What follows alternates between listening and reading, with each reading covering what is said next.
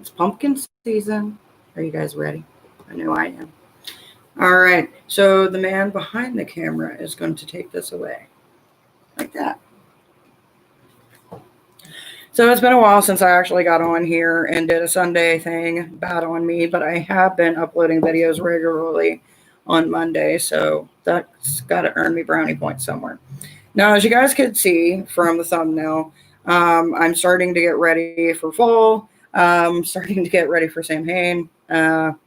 It's kind of like a dual process. So I wanted to kind of talk with you guys today, kind of tell you what's going on, and kind of fill you in.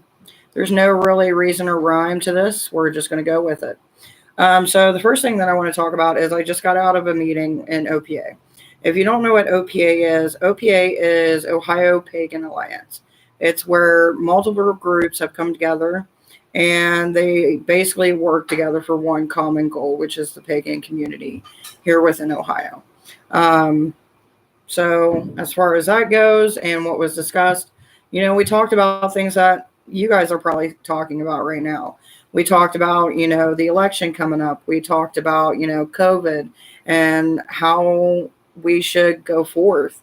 Because honestly, the way that it's looking, we're probably going to be dealing with COVID for the rest of the year and maybe even into next year.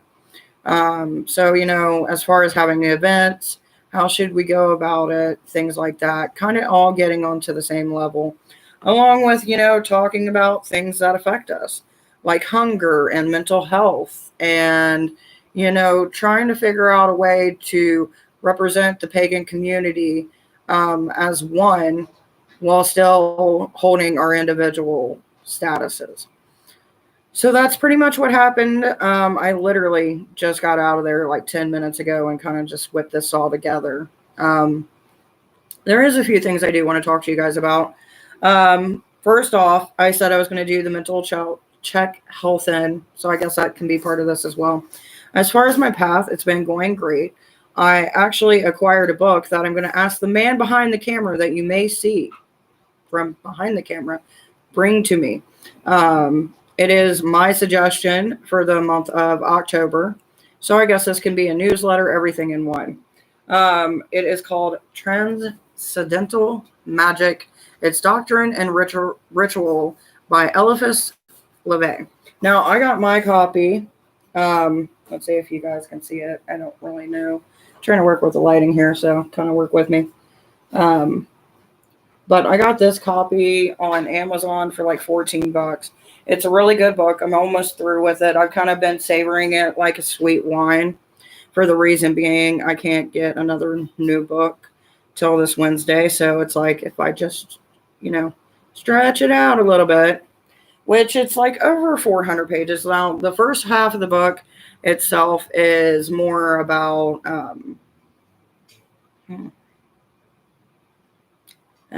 we'll go ahead. We'll make another video of this too. But the first half is basically like an introduction. It goes into, what the author's talking about. It also goes into, cliff notes. And then there's parts of it where, you get the reinterpretation of what the original author wanted, because this was originally made in France. So it was translated. So there's that. When you start getting into the second half, that's when you start getting really dive deep into everything. Now, it's the kind of book that once you start it, you have to read all the way through. You can't skip it like, this just doesn't feel right, because by the time you make it to the end, you're going to be like, what the fuck? It does have a directory in the front and in the back, along with the resources that were used for the book.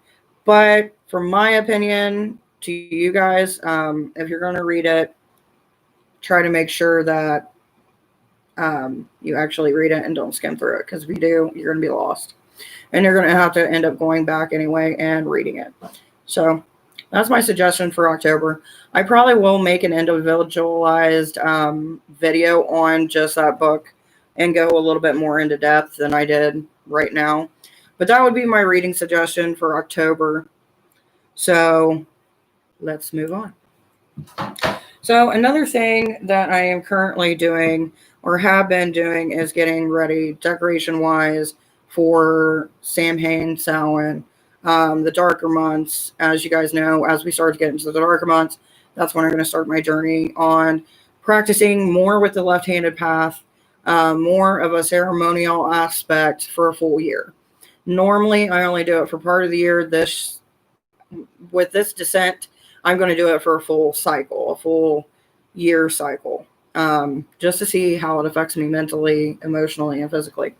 Now, I will say, once I had got that book, I did notice a few things. I don't know if it was just because of what I was reading, but maybe it opened my mind in some way that brought forth more things. Then again, I do live across from a funeral home, and the veil is slowly coming in. So, I'll talk about that more in depth when I do the actual book review on the book that I just mentioned. Now, as far as what are my plans for the Samhain, well, obviously, I'm going to be having a ritual. And, I've got kids as well. So I'm going to be doing things with the kids and trick or treating. There are still trick or treating going on in our area. I know my sister-in-law is planning a party for the kids, so it's going to be a whole thing with them. And then as far as my personal ritual, I'm going to live stream that for you guys here on the Divine Witch YouTube channel. So that way you guys can see, you can participate. I will be uploading on the Divine Witch Facebook page of the actual ritual, what I'll be doing, so you guys can actually take that journey with me. And you can watch it as well. So it's like a fun little interactive thing that we can do together. After that, November 1st, I will be doing another ritual with a fellow pagan priest within the area. As far as getting camera set up, that's what I'm leaning towards, to make sure I got extra batteries, stuff like that, so I can share that with you as well, because it does highly differ from what I'm doing versus what he's doing. It's different deities, different methods. So I figured that would be something I could share with you guys on this page as well.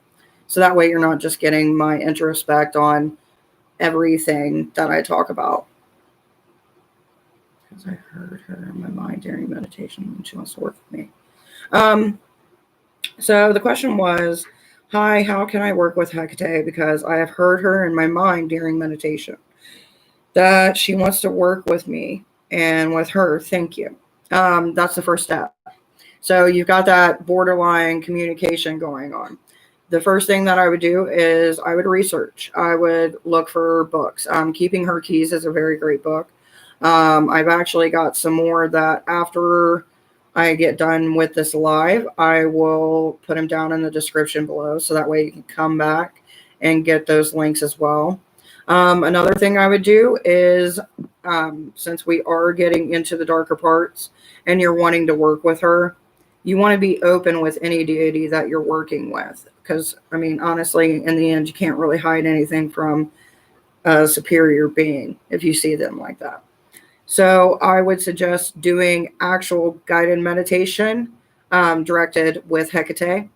I would have keys present as a symbolism. You can even hold them as you're meditating or getting into that mental state.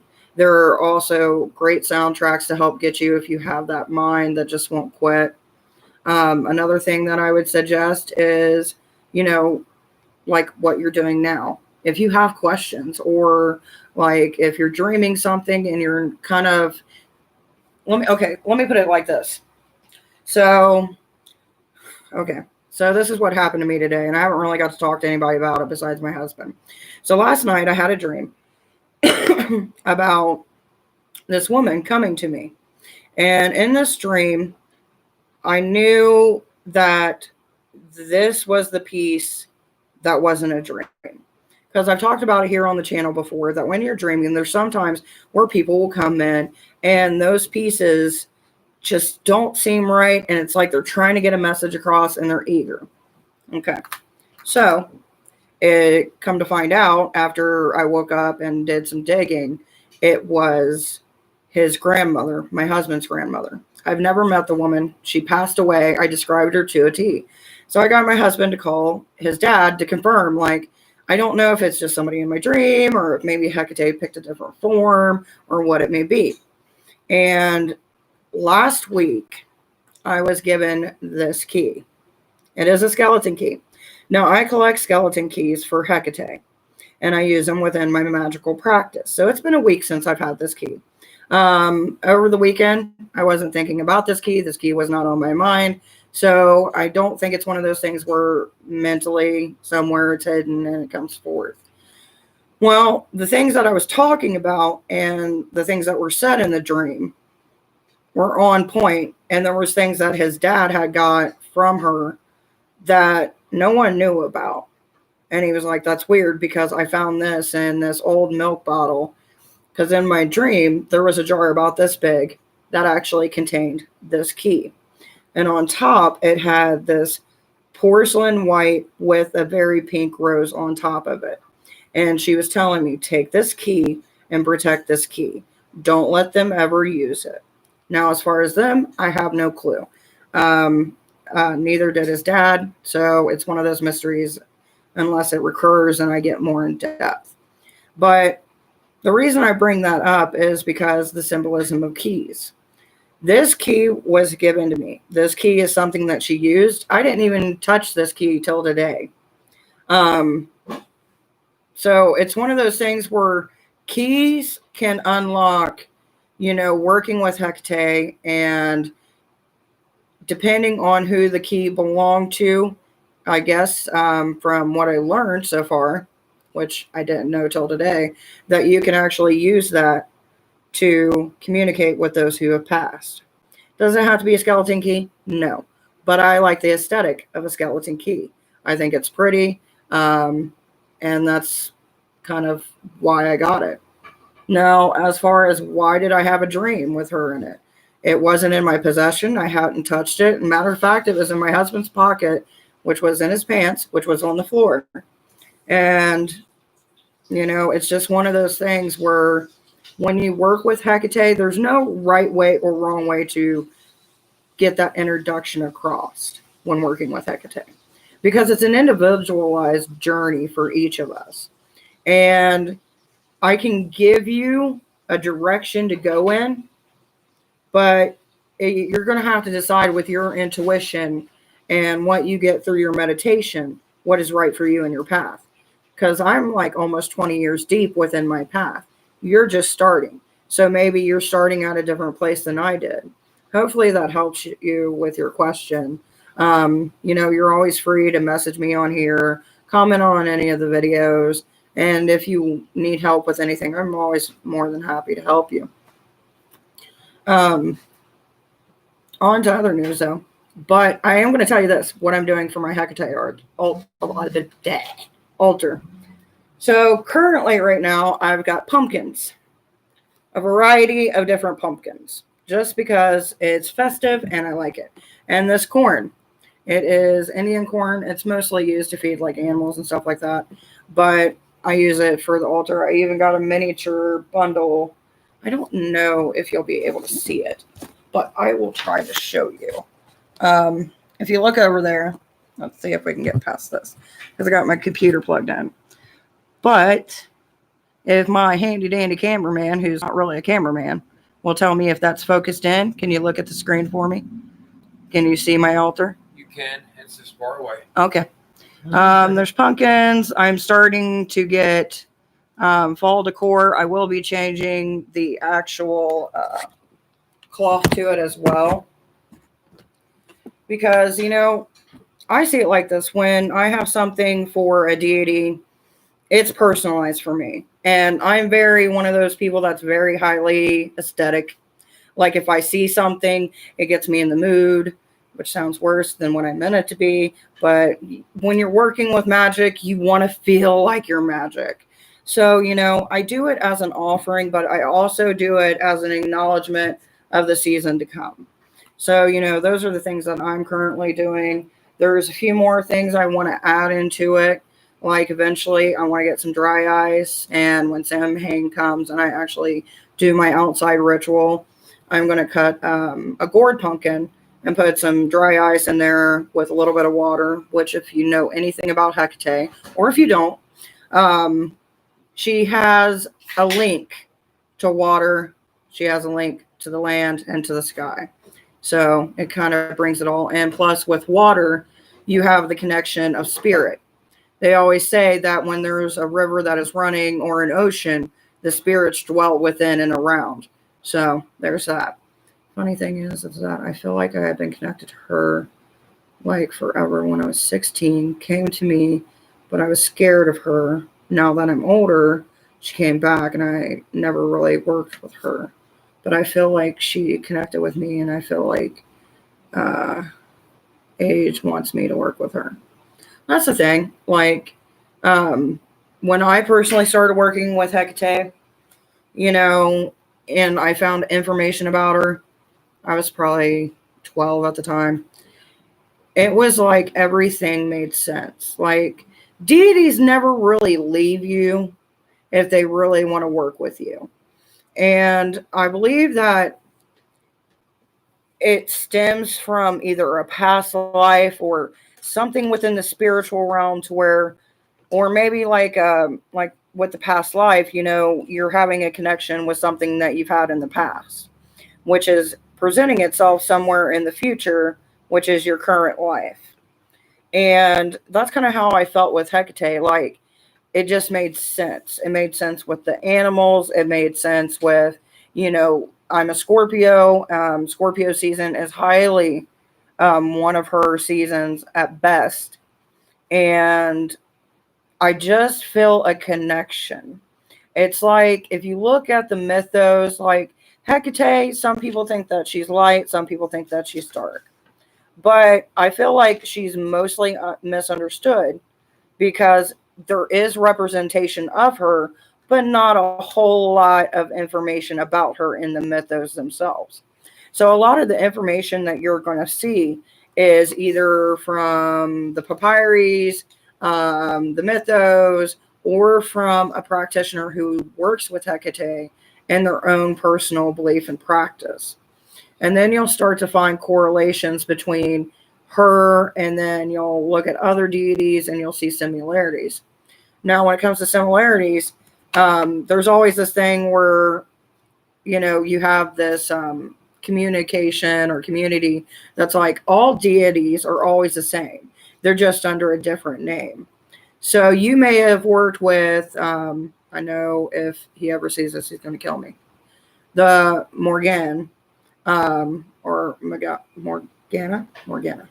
I know I'm going to say it wrong. But if you worked with her, there's aspects of her in the Celtic mythology that line up with Hecate and her mythology, like the triple goddess, the being three different faces, the mother, the maiden, and the crone, and kind of representing in one individual, but being three at the same, which represents the life cycle. Because, you know, when you're young, you're the maiden, and then you become the mother, and then eventually you become the crone, and you become wise.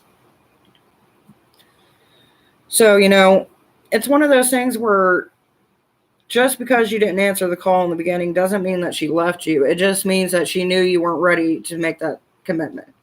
And depending on how she appeared to you or just the vibe you got, you know, when we are children, we're afraid of the creatures under the bed. And sometimes, depending on what religious path that you were brought up in, it brings you back to that if you see certain things in a certain way. So, you know, I totally get what you're talking about. I've seen people who've tried to work with her before, and then they kind of back away because they get scared or they just don't understand her. And then as time goes on and they mature, they're still getting that call from her. And it just means that it wasn't time for you at that moment, but she wanted you to let you know, hey, I'm here. Whether you take this journey right now or 10 years from now, I'm still with you, still a part of you. I'm just letting you know now, hey, hi, I'm here. It's kind of like having a friend that no one can see. So that's how I kind of put it. Hopefully that helps. Now, one thing that you could do, since you are wanting to work with her, is you can make something artsy if you are artistically inclined for like a torch. Torches are a big thing. Keys are a big thing as well. Dogs, frogs, um, depending on what area you go to and which one you prescribe to. As far as that goes, there's different animals, different color associations. There's some that will get Hecate oil, which if you're wanting to start working with Hecate and you want to use a candle and anoint it, I believe I've made a video on how I make my oil. That way you don't have to go out and spend $8-10 when you can get the supplies and you're going to have it for at least a good year or two to be able to do it. It's a process. The more you go, the more you'll learn and the more gifts you'll receive. And I'm not going to lie, it can get scary at times. It has for me in my past. And it's gotten to the point now where I'm like, okay, I know what I need to do. Or, I've never been able to do that before. So it's a journey. You just got to take it one step at a time. And that's pretty much what, any magical path is. Taking it one step at a time and learning new things, and it elevates and changes the way that you learn. And, with the season coming up, as I'm holding this gourd, which I thought was really neat because it almost looks like a swan in a way, but it's creepy. And I wanted to dry it out, and I wanted to actually make like a shaking ritual tool, which I still might, but it's a process and it's not going to have this pretty color anymore when I'm done. But things like that. It's just like if anybody ever tells you, well, that's not something that she uses, or you should use this or that because she likes it, you're going to end up building a process of what she wants you to get. Like, you may be at a store and see something that may not originally go with her and then be like, oh, she wants it. And you'll just have that feeling. For me, it was odd. When I was little, I could always see things that other people could. And not everything that you can see is always a good thing. And my family, my mom wasn't really much of a churchgoer, but her sister was. And she would always go to all these different churches, and they would talk, and, she would bring it up to them and stuff, and they never really could have a straight answer, except bring her to church more. And there was an article I read in a magazine that my mom had got, and it was about witchcraft and the age of witchcraft and stuff like that. And this was around the time that, dial-up was a thing, and we just got a computer, and it was a whole process. Well, I started looking up, witchcraft, witches, and you get so much stuff. Like, back in the day, it was so cheesy too, because like it looked like a craft project that a kid made to try to put online when they're first starting to learn how to code. And it was like either a bright screen or like something kind of like a GIF that would sparkle or twinkle in the background, and you get some information and stuff like that. Well, as I dug more into what the path was, I decided for myself, well, I want to initiate in it. I want a deity that I can follow that calls to me. So I just put in gods and goddesses, deities, and the first one that popped up was Hecate. So I started looking into her. And I read some stuff, and I'm like, oh, this seems pretty interesting. Like, she seems like someone I would like to work with. And for about a week or two, I kind of just skimmed off some and was like, yeah, this is something I want to do, but there's not really opportunity where I'm at and with my age. So I let it go for a while, and then I started having dreams. I had dreams of this woman coming to me, and I couldn't quit thinking about the things that I would read. Like one of the articles I read that one of her holidays, her festivals, was on the day that I was born. So that kind of intrigued me. And just the things that I read about her, the deeper and deeper I went, it was like I couldn't get her off my mind. And I initiated in her, with her in the path. And ever since then, it's had its moments. It's been good, it's been bad. For probably about 2 or 3 years, I was working a lot. I couldn't really dedicate myself as much as I wanted to. I still did my prayers. I still celebrated the holidays. I just couldn't deep dive within my own spiritual path. And then a road opened for me, and it allowed me to dive deeper and deeper. And when I did that, and you have those moments where you kind of step back and you look at your life. Some people call it midlife crisis. I call it taking inventory of my life. And I noticed that there was a change. Like when those couple years that I wasn't working with her, I was doing like little things here and there. Life would be like what you normally would expect it. Like things would go good, things would go bad, and you kind of just kept on chugging along. But I noticed when I actually did the things that I needed to do for her and nurtured my spirituality more than I ever did, that constantly good things were coming my way, left and right, hand over foot. And it kind of let me know, like, okay, you needed your time. I have presented you with the path to be able to have the time.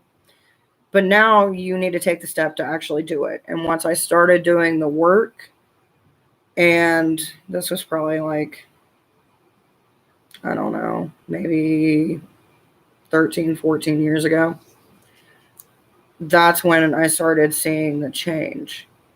There's been times where people in my family have passed, and she's let me be able to talk to them before I even got the call. Or just to know when something's about to happen. There's a lot of gifts she's given me.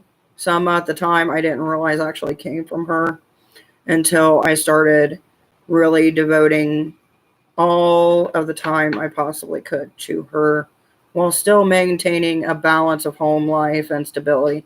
Because you're not always going to be able to do everything. It's not always about, live by the broom, die by the broom kind of thing. Like, it sounds hilarious. It's great for a shirt, but life comes up. You got bills, you got stuff that you got to do. But if it's a path that you want to walk, no matter what spiritual path you go, you got to take time for it. And depending on how you see it, it can be a part of self-care for oneself. So hopefully that helps. But yeah, I love that you're asking these questions, though, and hopefully the answers I'm giving you are helping you in some way. Is there anything that you would like to ask?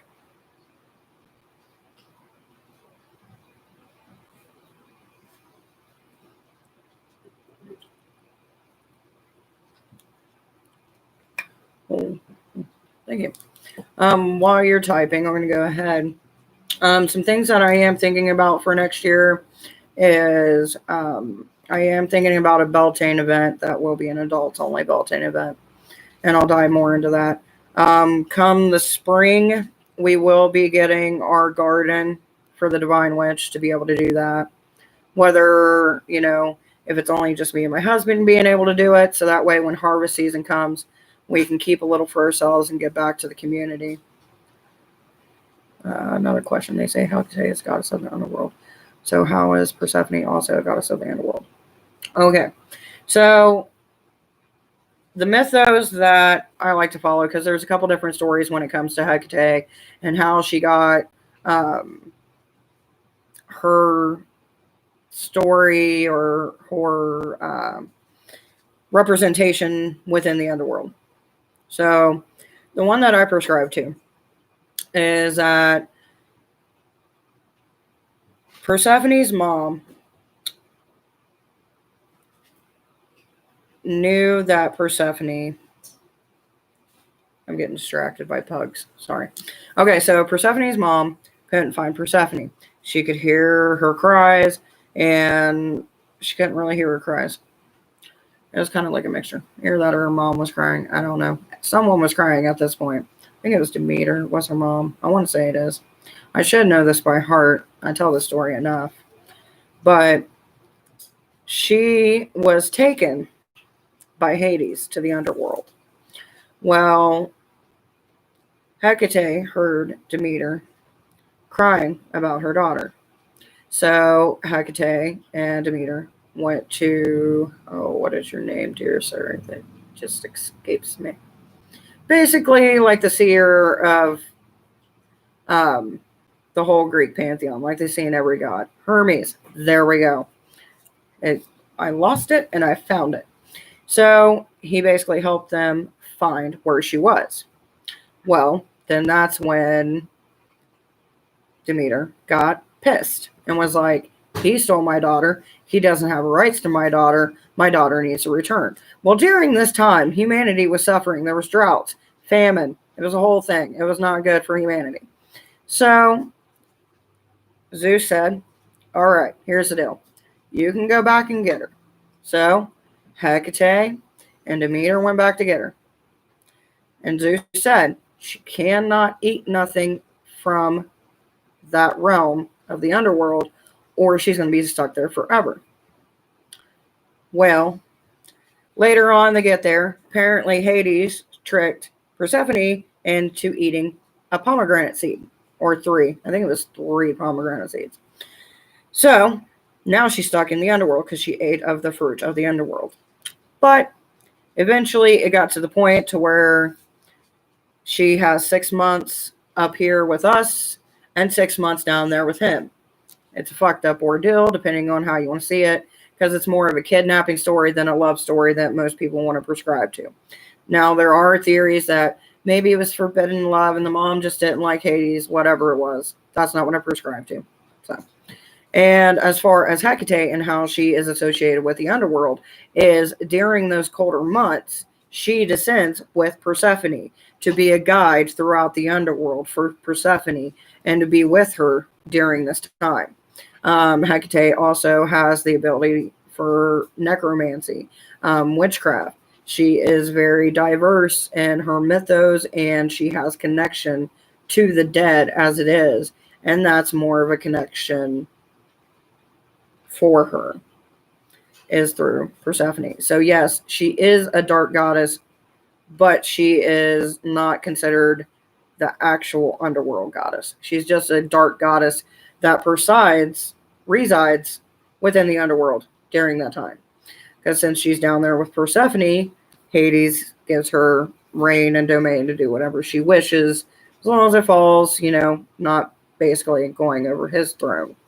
So she basically has a key to everything.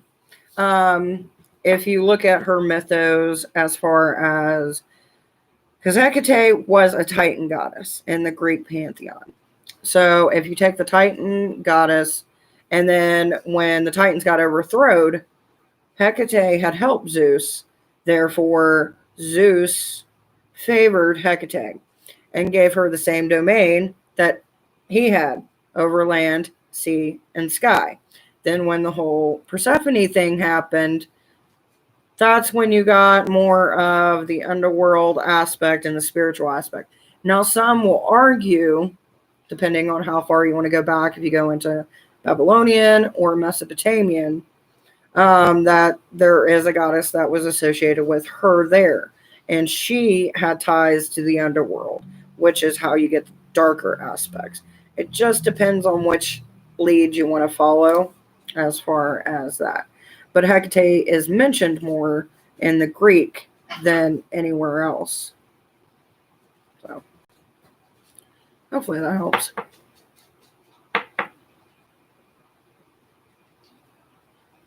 Well, on that note, my dinner is done. And it looks mighty tasty. But if you have any more questions, please feel free to leave them down below. As always, for anyone else watching, I will link all of our descriptions down below. I will be uploading a video about things to come for the Divine Witch, probably later in the year. towards the end at least, for what we plan to do for next year. Kind of see where we are as far as the economical state and how COVID's doing around that time. So that way we can plan accordingly.